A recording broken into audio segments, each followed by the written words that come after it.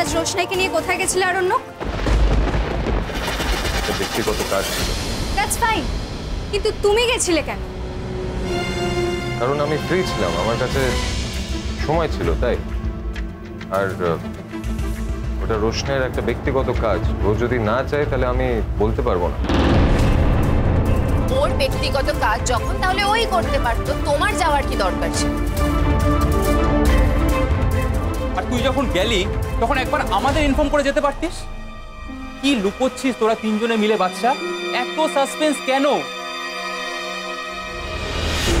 প্রথমে বিয়ের ব্যাপারটা লুকোলি, আর আজকে এটা। তুই তো সবকিছুতে ইনভলভ। বাচ্চা প্লিজ বল। দাদা, প্রত্যেকের সঙ্গে কিছু ব্যক্তিগত কথা থাকে, কিছু কাজ থাকে, আর তার সাথে বিয়ের কোনো সম্পর্ক নেই। এনিওয়ে, এখন আমি খুব আপসেট যে রোশনাইকে আমি এখানে নিয়ে এসেছি। আজ রোশনাইয়ের যদি কিছু হয়ে যায়, যদি কোনো রকমের ক্ষতি হয়ে যায়, তার জন্য তোমরা সবাই দায়ী। তখন আমি নিজেকে কখনো ক্ষমা করতে পারবো না। দাদা, প্রত্যেকটা মানুষের নিজের নিজের জীবন থাকে, তাদের কপালে লেখা থাকে না তারা কি ভাবছে, কি করতে চায়, তাদের ভাবনা চিন্তা কি, এসব থাকে না। তার কপালে লেখা থাকে না তার সমস্যাগুলো কি কি।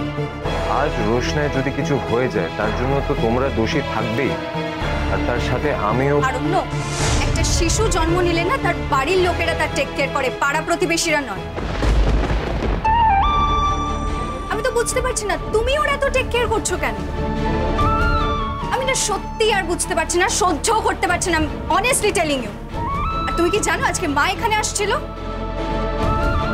কি হতো তোমার মা যদি এখানে আসতো?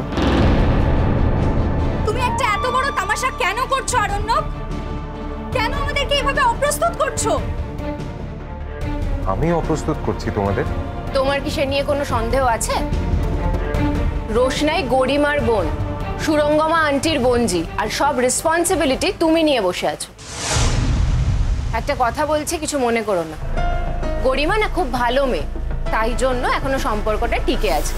যদি অন্য কোনো মেয়ে হতো তাহলে এতদিন তোমায় ছেড়ে চলে যেত। চুপ কর, এইসব কথা বলার সঠিক জায়গা বা সঠিক সময়টা নয়। সঠিক সময় তো কখনোই পাচ্ছি না ছোট, তাহলে কি কথা বলাই বন্ধ করে দেবো? প্রত্যেকটা মানুষের একটা ধৈর্যের সীমা থাকে, আর আমাদের ধৈর্যের সীমা এবার পার হয়ে যাচ্ছে। ধৈর্যের সীমা ধরে রাখো মেম সাহেব, কারণ আজকে যেটা হয়েছে তার জন্য তোমরা সবাই দায়ী। আর তোমাদের এই ব্যাপারে লজ্জিত হওয়া উচিত। এভাবে এখানে দাঁড়িয়ে দাঁড়িয়ে উঁচু গলায় চিৎকার করা উচিত না। বাই দ্য ওয়ে মেম সাহেব, এটা একটা হসপিটাল, এখানে আস্তে কথা বলো।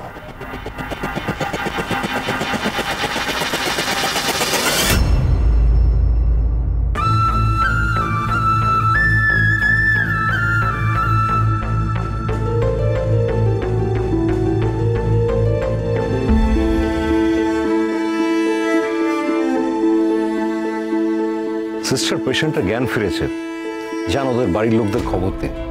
Okay sir.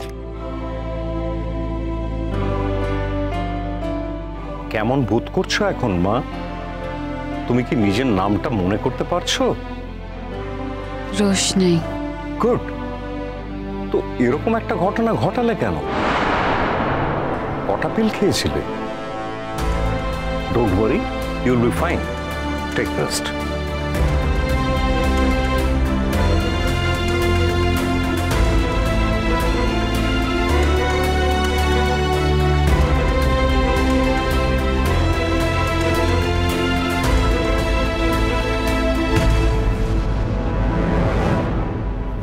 আমি একটু রোশনাইকে দেখে আসি। সিস্টার, রোশনাই এখন কেমন আছে? জ্ঞান ফিরেছে? হ্যাঁ, ওনাকে ওয়াশ করানো হয়ে গেছে, জ্ঞানও ফিরেছে। আর কিছুক্ষণ অপেক্ষা করলে ওনাকে নিয়ে বাড়ি যেতে পারবেন।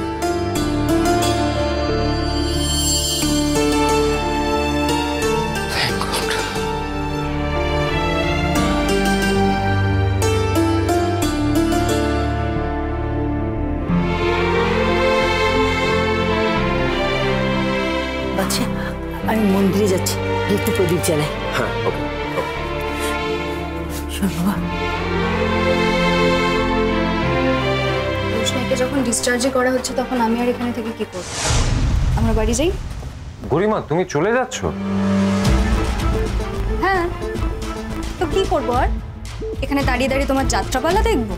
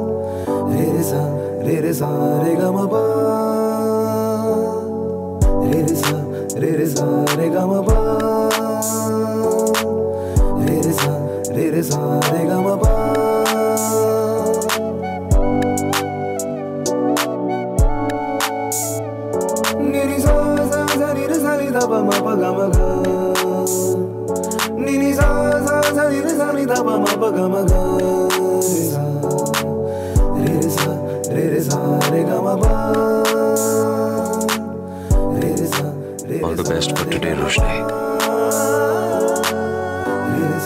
আজকের জন্য অনেক শুভেচ্ছা।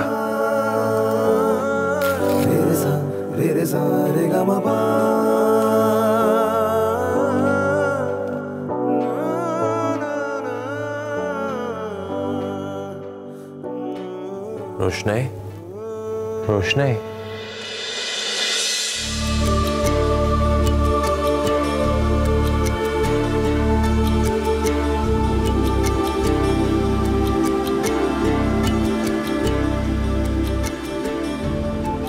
এখন কেমন লাগছে? আপনি এখানে?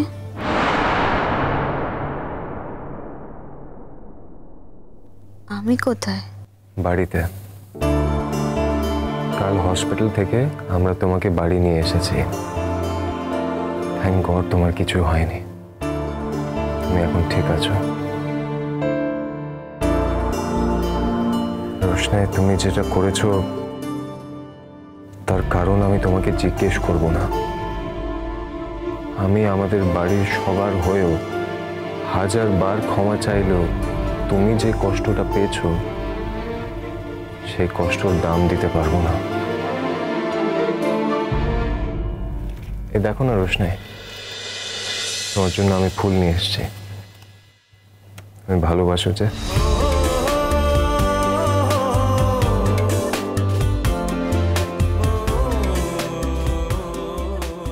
এই বাড়িতে টিকে থাকার জন্য তোমাকে অনেক কিছু করতে হচ্ছে না? তোমাকে মিথ্যে বিয়ের মন্ত্র উচ্চারণ করতে হচ্ছে, শাখা সিঁদুর পড়তে হচ্ছে, আর আমি জানি আমার জন্যই তুমি এসব করতে বাধ্য হচ্ছ। কিন্তু কি করবো রোশনি, আমার কাছেও তো কোনো উপায় নেই। তবে যে দিনের জন্য আমি এতদিন ধরে অপেক্ষা করছিলাম সেদিন এসে গেছে রোশনাই। রোশনাই, তুমি আমাকে কথা দাও, আমার স্বপ্নটা পূরণ করবে তো? কি স্বপ্ন? রোশনাই, আজকে আমার অফিসের প্রোগ্রাম আছে, আর আজ তুমি পারফর্মও করবে। আমি যা করেছি শুধুমাত্র তোমার জন্যই করেছি, আর আজকের দিনের উপর আমি অনেক বড় বাজি রেখেছি। रोशनी।